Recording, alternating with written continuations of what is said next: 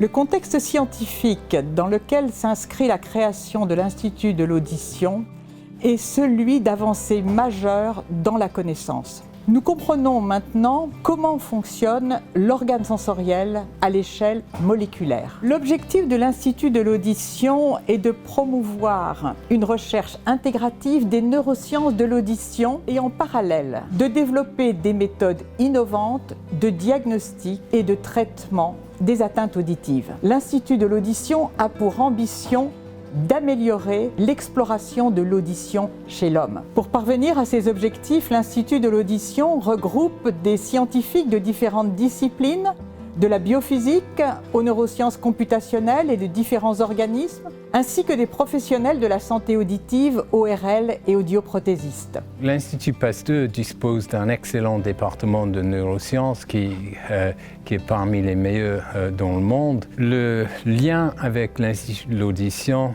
vient du fait que l'équipe du professeur Christine Petit a exploré les bases génétiques de différentes formes de la surdité. Je co-dirige l'équipe cognition auditive et communication à l'Institut de l'audition avec le docteur Diane Lazare. Le rôle de notre équipe, c'est d'être un petit peu l'interface pour essayer d'intégrer toutes ces recherches pour mieux comprendre la perception auditive dans le cerveau humain. Je suis absolument ravie de pouvoir rejoindre l'Institut de l'audition qui est une opportunité incroyable d'interaction, de collaboration entre plein de chercheurs fondamentaux et puis des médecins. Donc on va vraiment avoir la vision translationnelle de la recherche. Alors mon rôle au sein de l'Institut de l'audition va être de diriger le CERIA, qui est le Centre de recherche et d'innovation en audiologie humaine, et qui va nous permettre sur des sujets humains de faire les mesures de l'audition. Le CERIA est ambitieux puisqu'il prétend innover, donc c'est effectivement un rêve que nous avons d'inventer des nouveaux tests,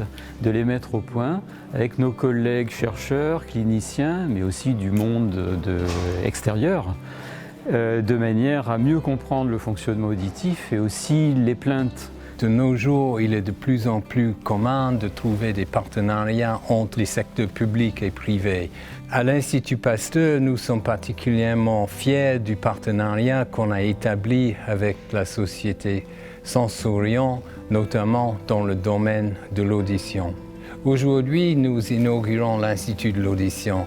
Ceci est le fruit d'un partenariat entre l'Institut Pasteur, l'INSEM, le CNRS et surtout la Fondation pour l'audition qui a eu la vision de créer cet institut et qui a fait appel à l'Institut Pasteur pour son expertise dans le domaine des neurosciences de l'audition.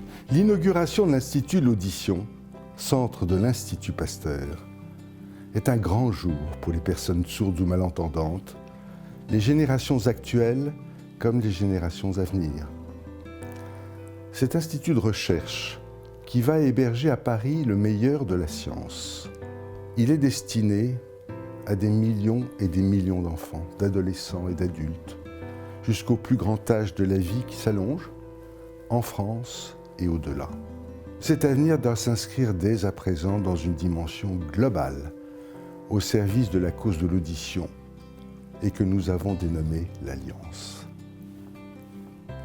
L'Alliance est ouverte aux progrès attendus de la recherche fondamentale et de la clinique. Elle est aussi ouverte aux enjeux sociétaux en rassemblant les acteurs de la vie publique. L'Alliance veut gagner du temps sur le temps au service de tous les progrès possibles. Changer le regard sur cette cause invisible, peu comprise, encore taboue. Nous y sommes sûrement prêts tous ensemble, sur fond d'avancées scientifiques du plus haut niveau. Voilà, nous semble-t-il, notre formidable mission.